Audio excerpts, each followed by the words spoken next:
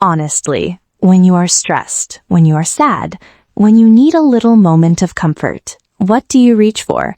Not coffee, not tea. Something sweeter, something richer, something that has been making people happy for thousands of years. Chocolate. You're talking about chocolate. I am absolutely talking about chocolate. And here is something fascinating. Chocolate is one of the most talked about foods in the entire English-speaking world. People talk about chocolate at work, with friends, on social media, at celebrations, at difficult moments. Chocolate shows up everywhere in English conversation. Welcome, everyone. I'm Kevin. And I'm Leah. Welcome back to Talk Leah, your favorite English learning podcast, where we take real, everyday topics and help you speak about them naturally, confidently, and fluently. If you're joining us for the first time today, hello and welcome. Talk Leah is designed for English learners exactly like you. We speak slowly, clearly, and we always teach real English from real conversations, not textbook English that nobody actually uses. And today's topic is genuinely one of my favorites we have ever covered, chocolate. Because chocolate is not just food, it's emotion, it's celebration, it's comfort, it's culture. And in the English-speaking world, chocolate comes up in conversation constantly. By the end of this episode, you will know the key vocabulary for describing chocolate, how to talk about your preferences, how to buy chocolate confidently in English, how to use chocolate expressions that native speakers really use, and some cultural facts about chocolate that will genuinely surprise you. And we have a question for you before we even start. What is your relationship with chocolate? Are you completely obsessed? Do you prefer it only sometimes? Or are you someone who can say no to chocolate? Write your answer in the comments right now. We read every single one, and we love hearing from you. And please subscribe to Talk Leah if you haven't already. New episodes every week, and we truly don't want you to miss a single one. Okay, Kevin, I already want chocolate, and we haven't even started. Same. Let's go. All right, let's build your chocolate vocabulary from the foundation. Because to have a real conversation about chocolate in English, you need the right words. And these words come up constantly. When people recommend chocolate, when they describe a dessert, when they talk about their favorite treat. Treat is actually our first vocabulary word. T-R-E-A-T. A treat is something special that you give yourself or someone else. Something indulgent, something a little extra, something that makes you feel good. I bought myself a little treat. Let me get you a treat. Chocolate is the ultimate treat. Ultimate means the best possible, the greatest of its kind, the ultimate treat, the ultimate comfort food. Ultimate is a word English speakers use constantly to show something is at the very top level. The next word, cocoa. C-O-C-O-A. Cocoa is the raw ingredient the chocolate is made from. Cocoa comes from cacao beans, seeds from the cacao tree, which grow in tropical regions near the equator. Tropical means warm, humid, near the equator. Countries like Ghana, Ivory Coast, Ecuador, and Indonesia grow the majority of the world's cocoa. Without cocoa, there is no chocolate. It is the starting point of everything. The next word, bean. Cocoa beans are the seeds inside the fruit of the cacao tree. They start out bitter, very bitter, and go through a long process before they become the smooth, sweet chocolate we know. Bitter is an essential English taste word. Bitter means a sharp, slightly harsh flavor, the opposite of sweet. Pure cocoa is very bitter. That's why sugar and milk are added to make the chocolate most people enjoy. The next word, melt. To melt means to change from solid to liquid because of heat. Chocolate melts when it gets warm. It melts in your mouth. It melts in your hand on a hot day. Melts in your mouth is actually a famous English expression used to describe chocolate and other rich foods. It means the food is so smooth and soft that it dissolves instantly on your tongue. This chocolate melts in your mouth. That is the highest compliment for chocolate quality. The next word, smooth. Smooth describes a texture that has no rough parts, no lumps, no graininess. High-quality chocolate is smooth. When you break a piece of good chocolate, it has a clean snap, and when you eat it, it feels perfectly smooth. Snap is a great sensory word. Sensory means related to your senses: touch, sound, taste, sight.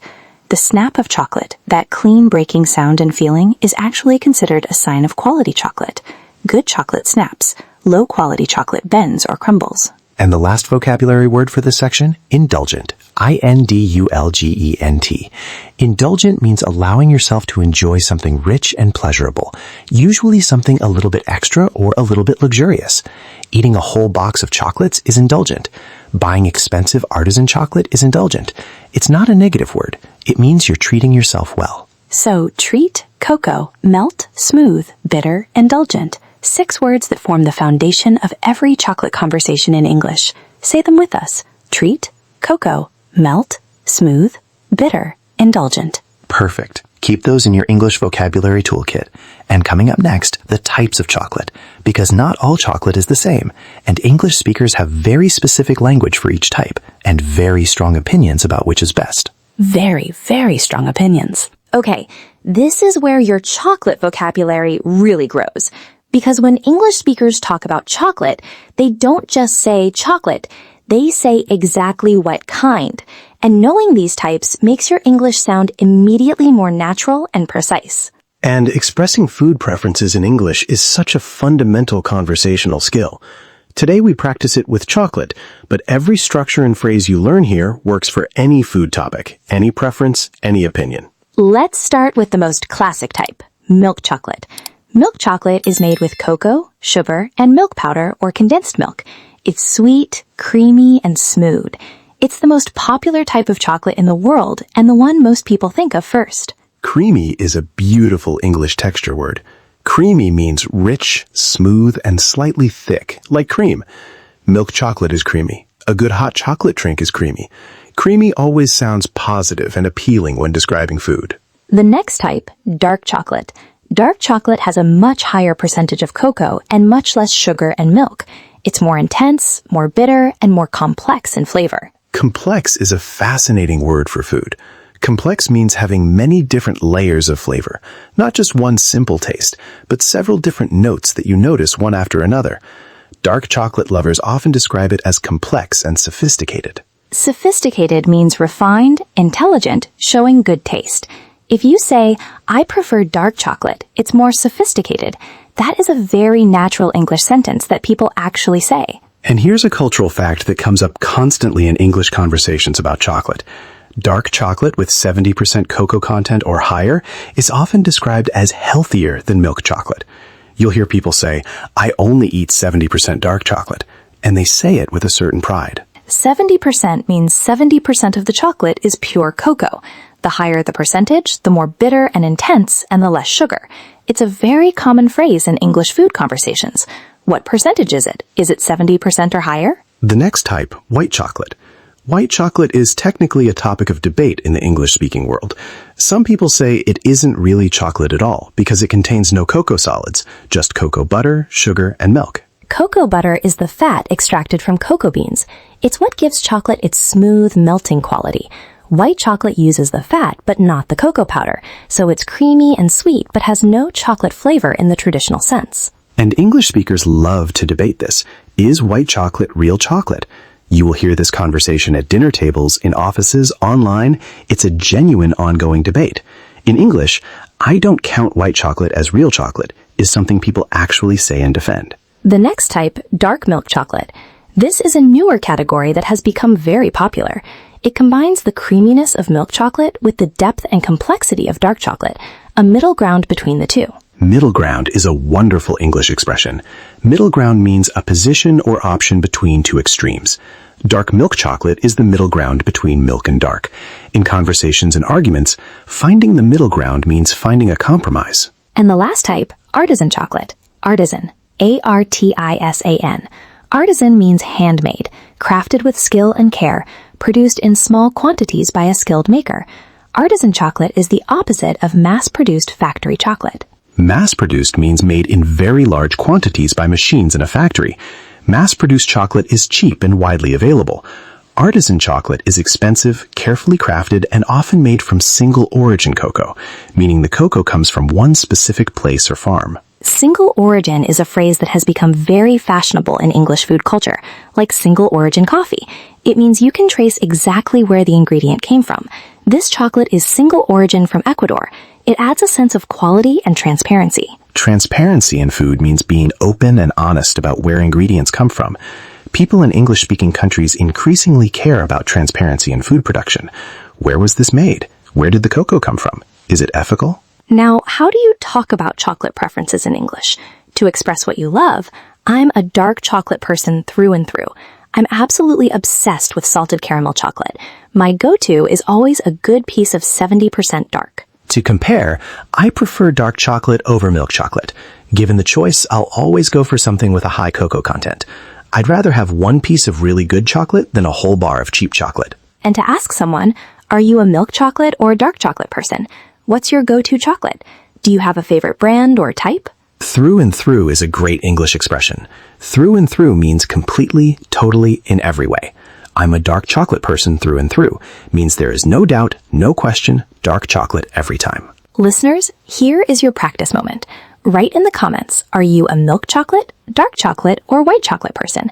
Use this structure. I'm a blank chocolate person through and through because blank. Post it below. It's real English practice happening right now. First, learn the types: milk, dark, white, dark milk, artisan, single origin.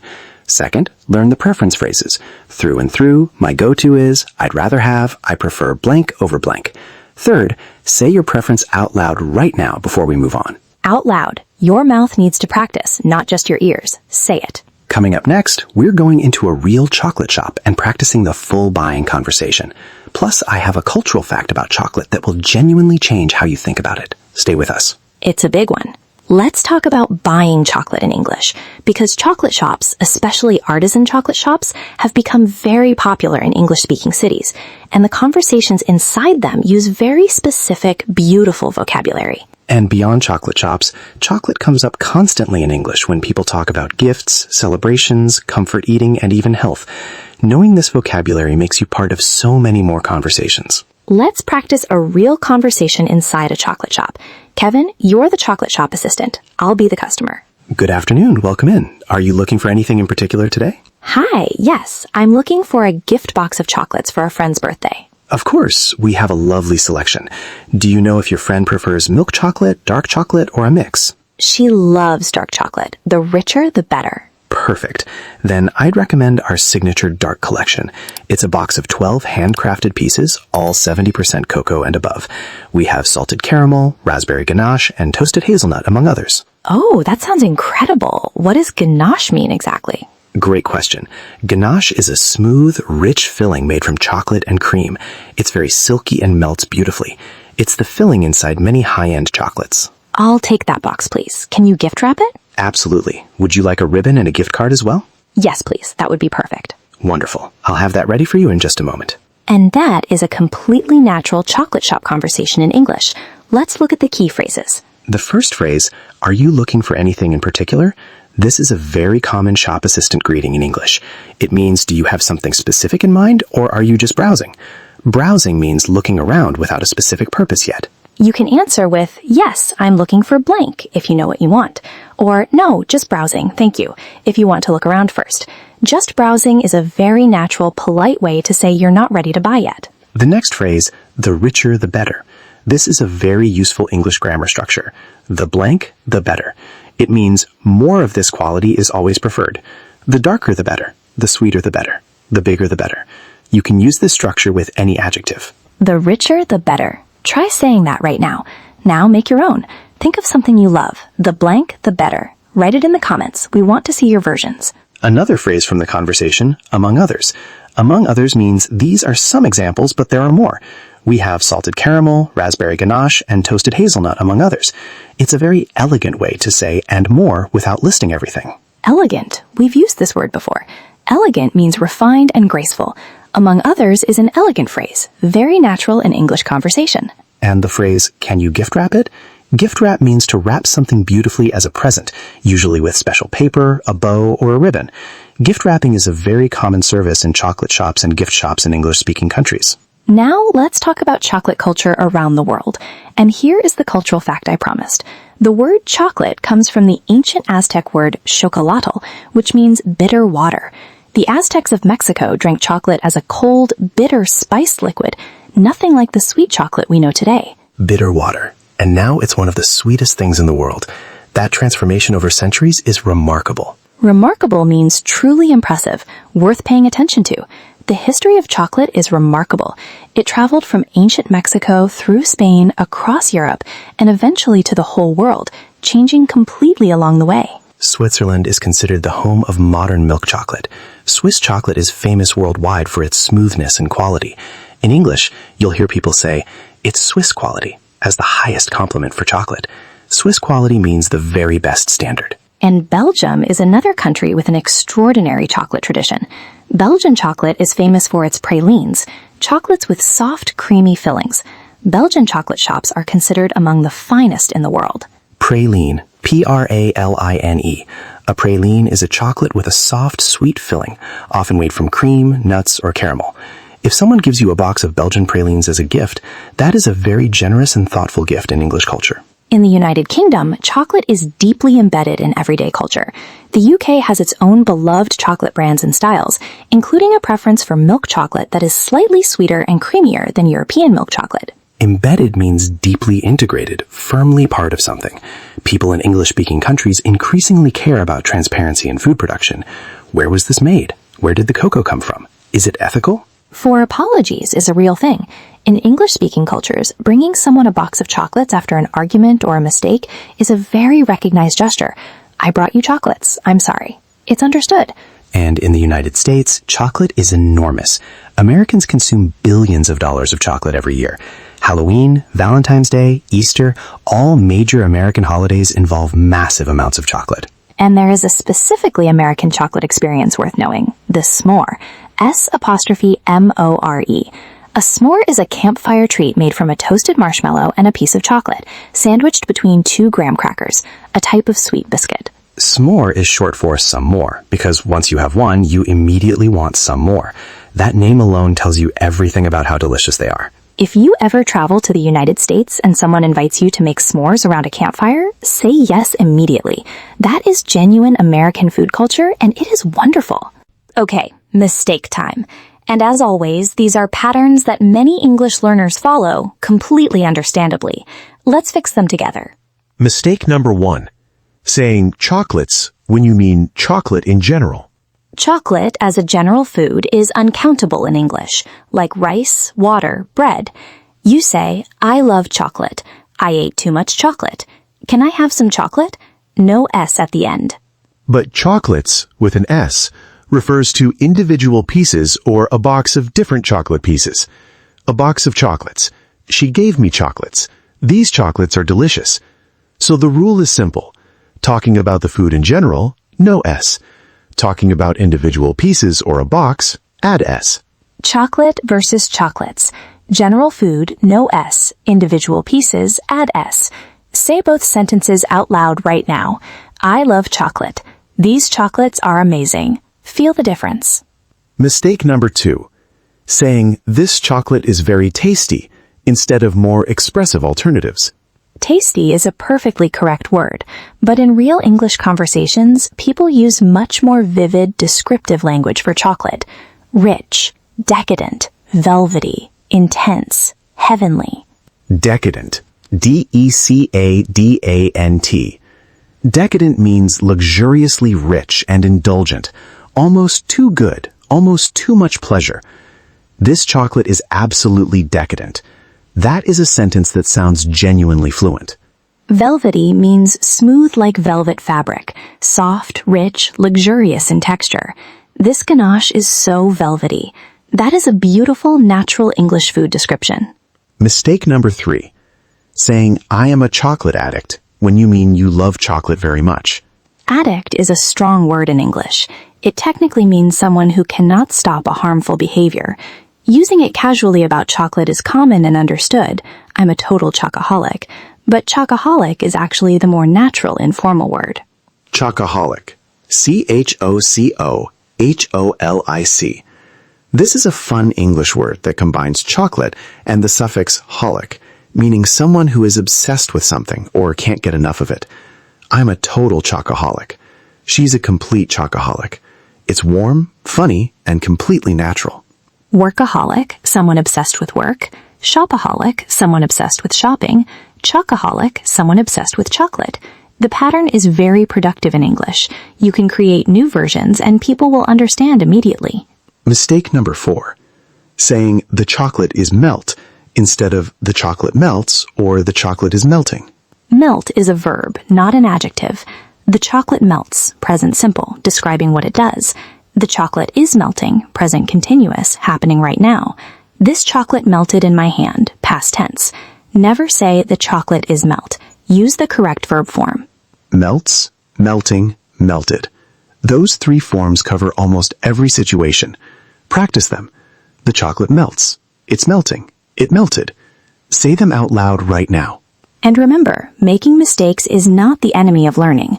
Avoiding practice is the enemy of learning. Keep going, keep speaking, keep writing in the comments. Every attempt moves you forward. Every single one. We genuinely believe that.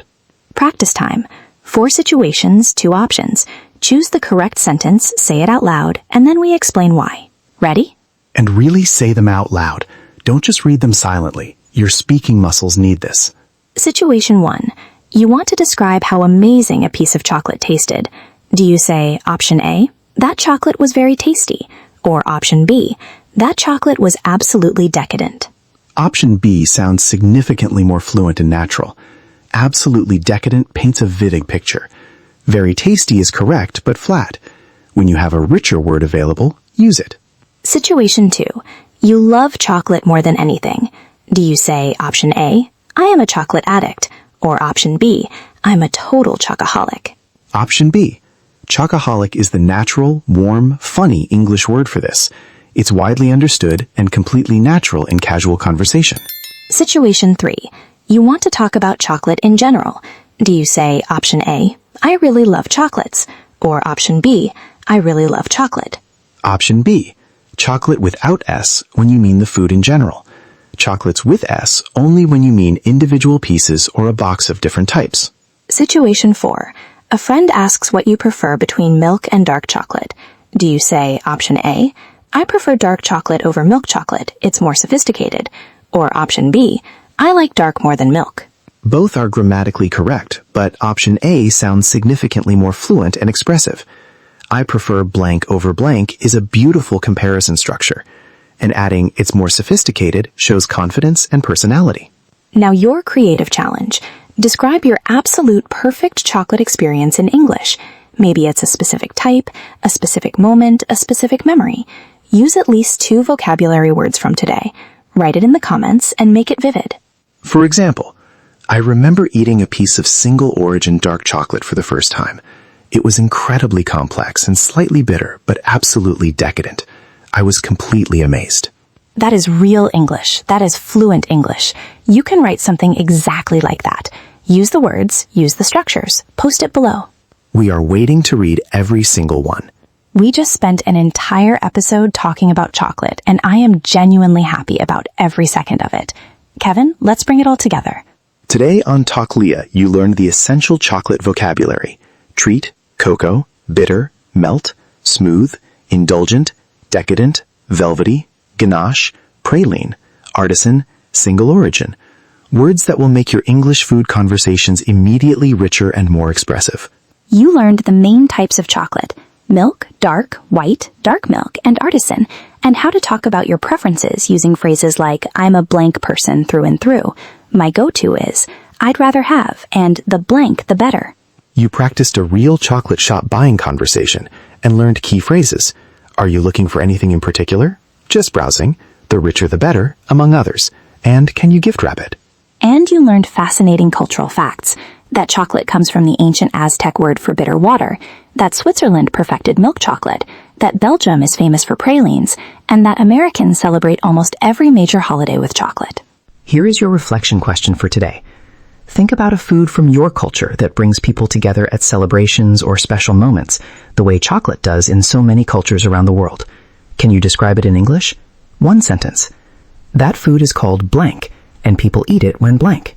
Write it in the comments. We would genuinely love to learn about celebration foods from your culture. This community comes from all over the world, and that makes our comment section one of the most interesting places on the internet. If today's episode helped your English, please give it a like, share it with a friend who is learning English, and subscribe to Talk Leah so you never miss our next lesson. You showed up today. You listened. You practiced. You are building something real. Real English, real confidence, real fluency. 1 episode at a time. Be proud of that and keep going. This is Kevin, and from all of us at Talk Leah, thank you so much for being here with us today. Keep practicing, keep listening, and we will see you next time.